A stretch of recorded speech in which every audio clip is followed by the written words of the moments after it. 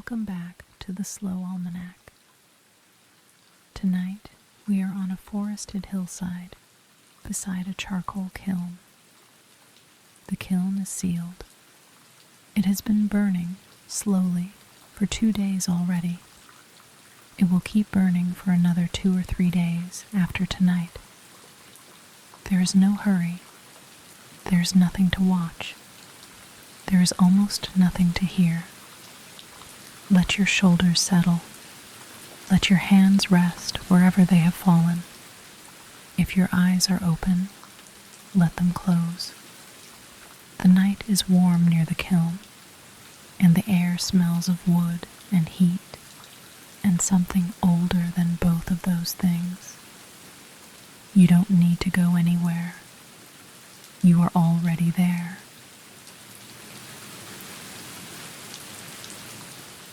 The hillside is steep and quiet. The trees here are dense, a mix of broadleaf hardwoods, their trunks narrow and pale, growing close together the way trees do when the light comes from directly above, and there is no reason to spread wide. The ground between them is soft with old leaves, years of them, pressed into something between soil and felt. Your feet find it without looking. The kiln is set into the slope. It is not a large structure. From the outside, it looks like a low dome of earth, a mound, perhaps the height of a person's chest, perhaps 4 or 5 paces across at its widest. It is the color of the hillside itself. Dark soil, pale clay, a little gray where the surface has dried. There are no windows. There are no seams you can see. At one end, near the base, there is a small opening, sealed now with a plug of clay that has been smoothed over by hand. At the other end, higher up, a narrow flue runs out of the top of the dome, barely wider than a fist. From the flue, a thin thread of smoke rises. It is pale, almost white. It rises straight up for a short distance, then bends gently with whatever small movement of air is passing over the hillside tonight, and then it is gone, absorbed into the dark above the canopy. If you didn't know to look for it, you might not notice it at all. The kiln is warm, not hot from where you are standing. You can approach it, put your hand near the surface, and feel the warmth coming off the earth, like the warmth that comes off a stone wall in the late afternoon. It is a gentle, steady warmth. It has been this temperature, or close to it, for most of the past 2 days. It will be this temperature tomorrow. You sit down on the slope, a few paces uphill from the kiln. The ground is soft. Your back finds the base of a narrow tree. From here, you can see the full curve of the dome below you, and the thin, pale thread of smoke rising from the flue, and the dark line of the forest beyond. The sky, where you can see it through the canopy, has the deep blue of late evening. There are no stars visible through the leaves, but you know they are there. The air smells of smoke, but not the sharp, acrid smoke of an open fire. This is a slower, softer smell, something between wood and earth and warm stone. It settles in the back of the throat without irritating. It is the smell of a process that is almost entirely hidden, happening inside a sealed chamber in the dark. Inside the kiln, stacked upright in careful rows, is wood. Oak, mostly, cut from the trees on this hillside and the hillsides nearby.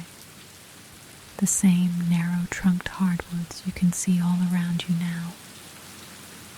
The wood has been arranged so that the pieces stand on their ends, close together, the way books stand on a shelf. Hundreds of pieces filling the chamber almost entirely. The kiln was sealed around them, and then a fire was set at the mouth, and then the mouth was closed, and then the slow work began. That work is happening now. Around you, the hillside is quiet. The trees stand. The smoke rises. The kiln holds its warmth. And inside, in the sealed dark, the wood is becoming something else entirely.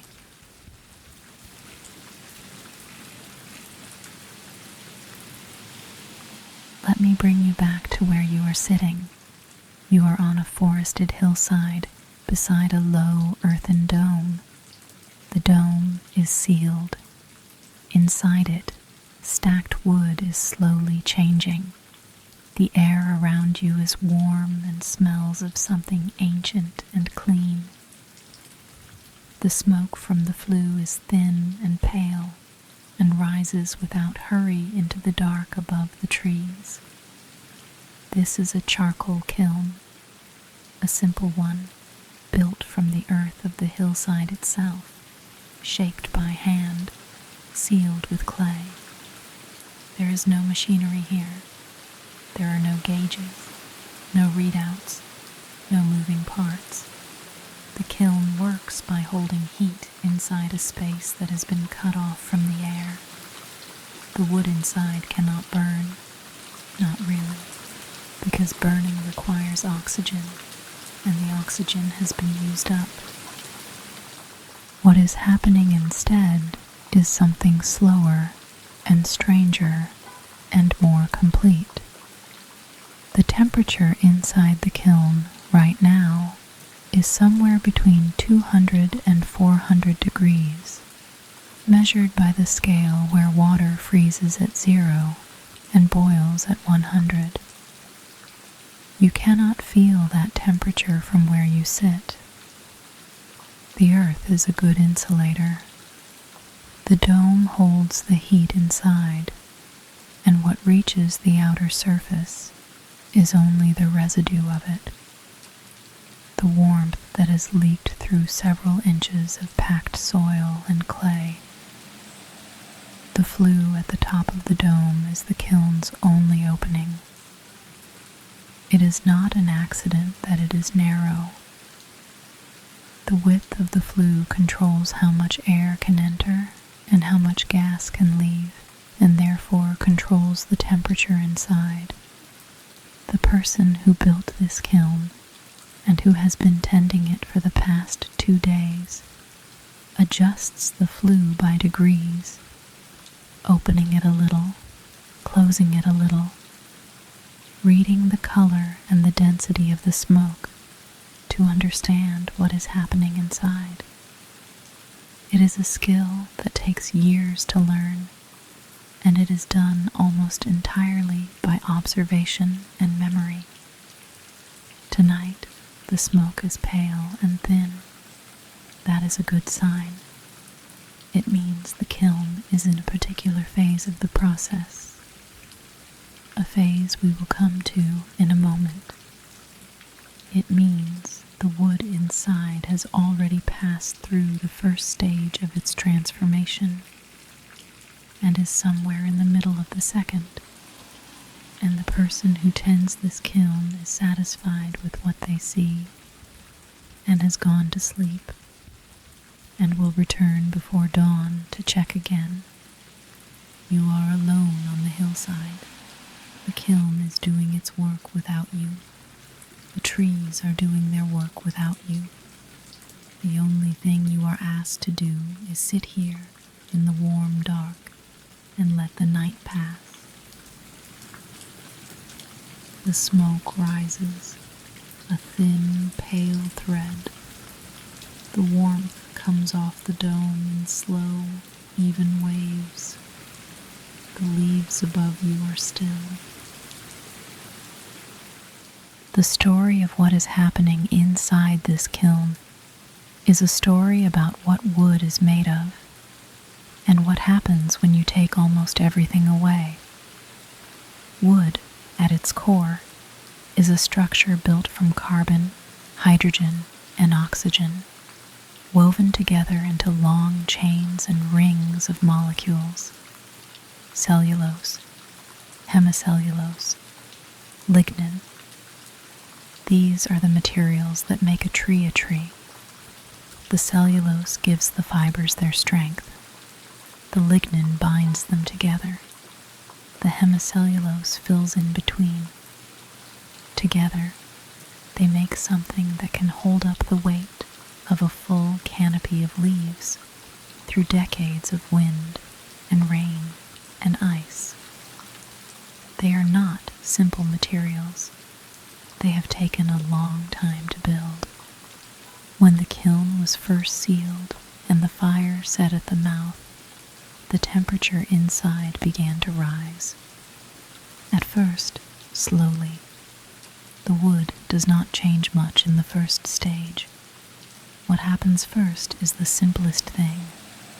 The water leaves. All wood holds water. Even wood that has been cut and left to dry for months holds water in its cells. Bound water, locked into the structure of the fibers themselves. As the temperature in the kiln climbs past 100 degrees, this water begins to move. It turns to steam. It travels through the wood, through the tiny channels that once carried sap from root to leaf, and it finds its way to the surface, and it leaves through the flue as vapor. This is the first thing the smoke tells you. In the earliest hours of the kiln's work, the smoke is heavy and white, thick with steam, with the moisture that the wood is releasing. The kiln, in these first hours, is essentially drying the wood from the inside out, using the heat of the small fire at its mouth. The wood does not change its shape. It does not change its color, not yet. It is simply becoming drier and lighter and emptier. The steam phase can last many hours. The temperature inside the kiln does not rise much during this time, because the energy of the heat is being used up by the work of turning water into vapor. The wood absorbs the heat, and the heat goes into the water, and the water leaves, and the wood absorbs more heat. It is a patient process. The kiln tends itself through this phase without much need for adjustment. When the water is gone, the temperature begins to rise again, and now the wood begins to change in a different way. Between roughly 150 and 250 degrees, the hemicellulose begins to break down. Hemicellulose is the most fragile of the three main components of wood. It is the first to give way to heat. Its long molecular chains begin to come apart. The fragments that are released are gases and vapors: carbon dioxide, carbon monoxide, acetic acid, methanol, and others. These are the volatile compounds that have been locked inside the wood since the tree built them, sometimes decades ago. These gases travel through the wood and out through the flue. The smoke changes. It becomes thinner, less white, more translucent, sometimes with a faint blue tinge, sometimes with a yellowish cast, depending on which compounds are leaving at a given moment. The person who tends the kiln reads these colors the way a reader reads a page, slowly and with attention, adjusting the flue to keep the temperature rising at the right pace. The wood inside the kiln is beginning to darken. The cells are still intact. The grain of the wood, the rings that record each year of the tree's growth, the tiny channels that once carried water and sugar, all of this is still there, still in its original arrangement. But the material that fills those structures is changing. The hemicellulose is gone. The cellulose is beginning to follow. Cellulose breaks down at higher temperatures, somewhere between 250 and 350 degrees. It is more resistant than hemicellulose, more tightly organized, but it goes the same way in the end. Its chains come apart, more gases leave, more volatiles escape through the flue. The smoke continues to thin, and then there is the lignin. Lignin is the last to go, and it does not go all at once. It breaks down slowly over a wide range of temperatures, releasing its own set of compounds, phenols and other aromatic molecules, the ones that give the smoke its particular smell, the deep, resinous smell that you can detect even from where you are sitting on the hillside. Lignin is stubborn. It holds on, but it goes, eventually, like everything else. What is left when the water and the hemicellulose and the cellulose and the lignin have all been driven off is almost entirely carbon.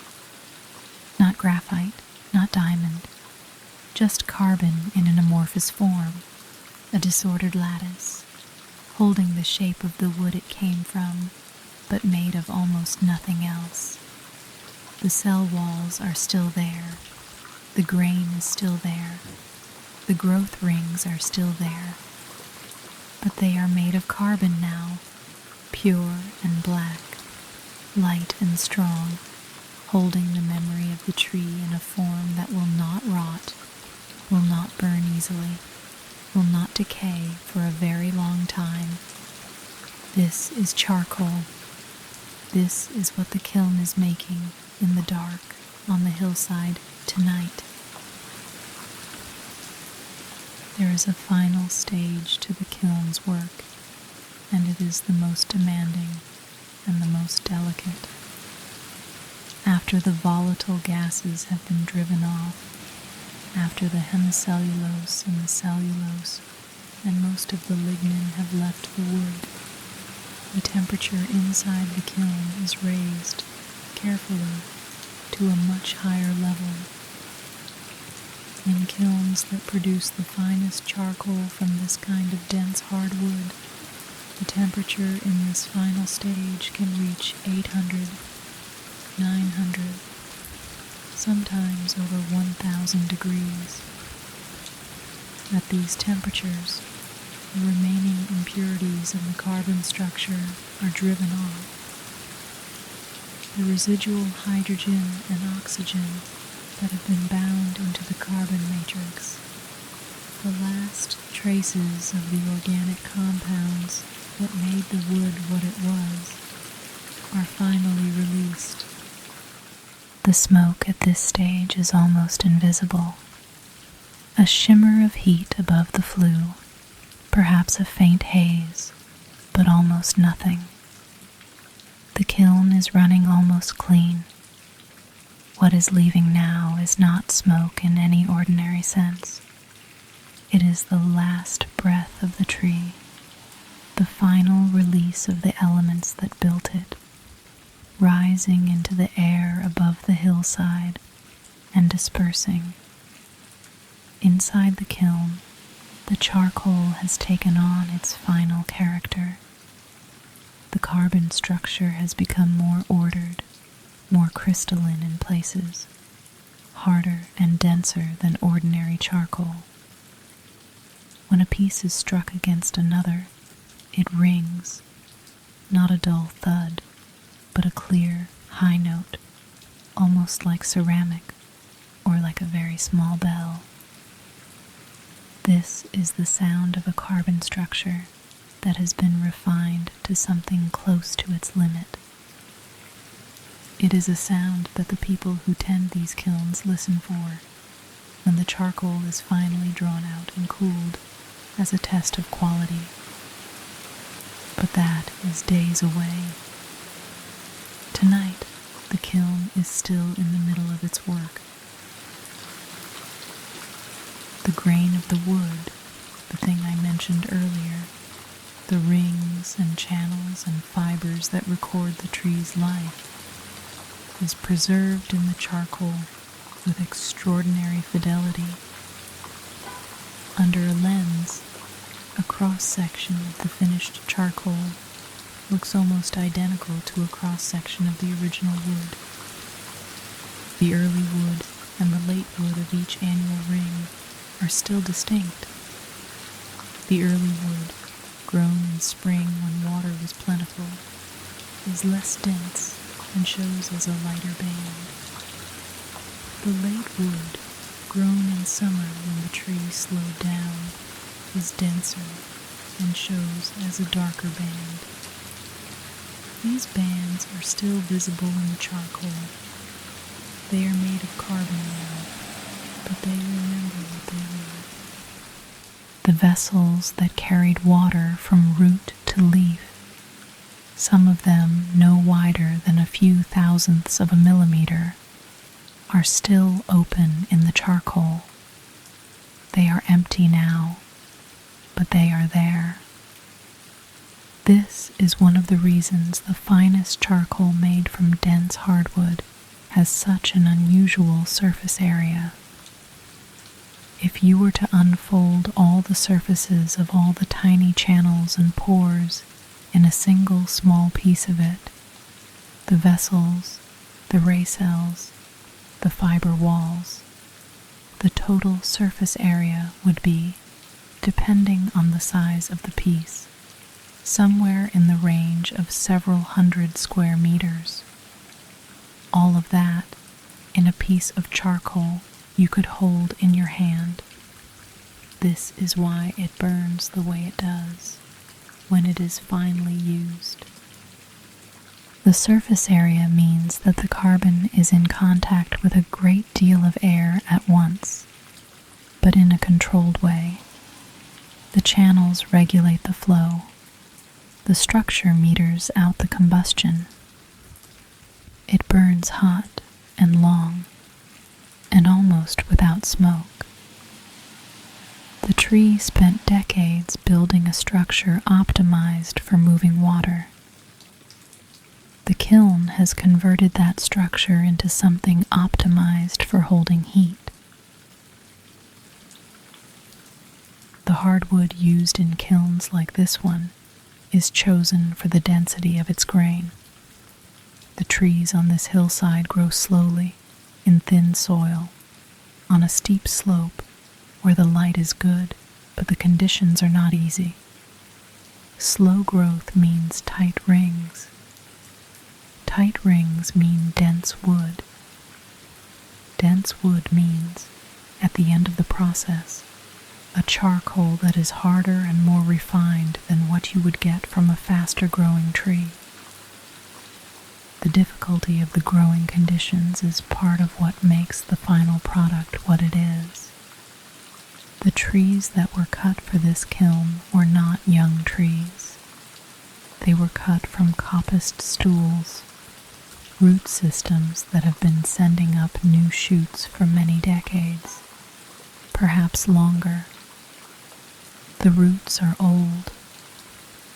The trunks that were cut were perhaps 10 or 15 years of growth from the last cutting, but the roots beneath them remember much longer. The charcoal in this kiln carries, in some sense, the accumulated patience of a root system that has been growing in this hillside for a very long time. Come back to the hillside. You are sitting against the base of a narrow tree on a slope covered in old leaves. The kiln is below you, a low dome of earth, warm and sealed, doing its slow work in the dark. The smoke from the flue is thin and pale. The air around you is warm and smells of wood and something older than wood. The forest is quiet. There is no wind tonight. The leaves above you are still. The trees stand close together, their trunks pale in the dark, their roots going down into the same soft ground your hands are resting on. If your mind has been somewhere else, that is fine. There is nothing here that requires your attention. The kiln is tending itself tonight. The process inside it is not waiting for anyone. The carbon is forming in the dark, whether you think about it or not. The last hydrogen and oxygen leaving the wood cell by cell. The grain of the tree becoming permanent in a new material, black and clean and patient. The warmth from the dome reaches you even here, a few paces uphill. It is the warmth of a very slow combustion, a process so controlled that it barely resembles burning at all. It is more like a long, careful exhale. The wood is breathing out everything it has held since it was alive. The water it drew from the soil, the gases it built from sunlight and air, and what remains when the breath is finished will be something that lasts. There are kilns like this one on hillsides in many parts of the world. There have been for thousands of years. The process is essentially the same everywhere. Seal the wood from the air, apply heat slowly, drive off the water and the volatiles, leave the carbon. The details vary, the shape of the kiln, the species of wood, the duration of the burn, the final temperature, but the principle is the same. It is one of the oldest controlled chemical processes that human beings have used, older than iron smelting, older than glass.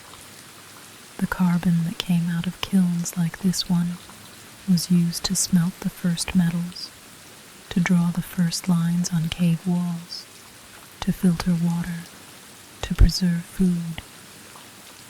The kiln on this hillside is part of a very long line. The person who built it learned from someone who learned from someone else, and so on back through more generations than anyone has counted. The shape of the dome, the width of the flue, the way the wood is stacked upright so that the gases can travel freely upward. These are not things that were designed on paper. They were arrived at, slowly, by observation and repetition, and the passing of knowledge from one pair of hands to another. You don't need to hold any of that. It's just the background of where you are sitting. The hillside, the kiln, the smoke, the warmth, the long line of people who have sat near kilns like this one, in the dark, waiting for the work to finish. Tonight, you are just here. The kiln is just here. The trees are just here. The smoke rises from the flue in a thin, pale thread. It bends slightly at the top, where a small movement of air catches it, and then it is gone. Another thin thread follows it, and another, slow and steady. The kiln's breathing. You're breathing too, if you notice it. Slow, easy, in and out. The air going in is warm and carries the faint smell of the process below you. The air going out is the same temperature as the night. The dome holds its warmth. The trees hold their stillness. The ground beneath you holds you without effort, the way ground always does, without being asked. You can stay here as long as you want. The kiln will still be here in the morning. The smoke will still be rising.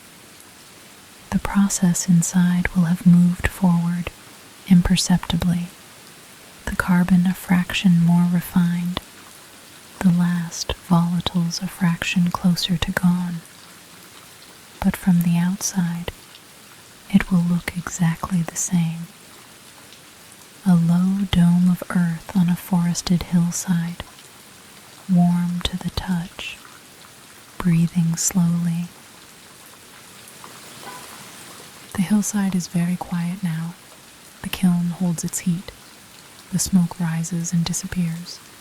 The trees stand in the dark, their roots in the old soft ground, their trunks pale and still.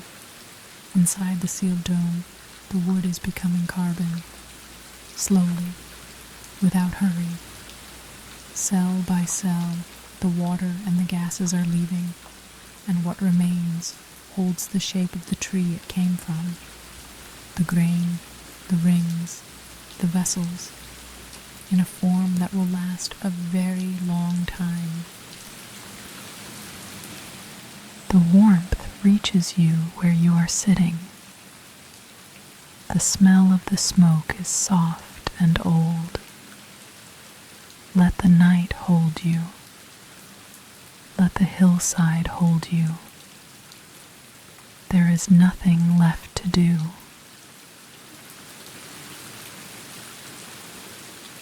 Sleep well.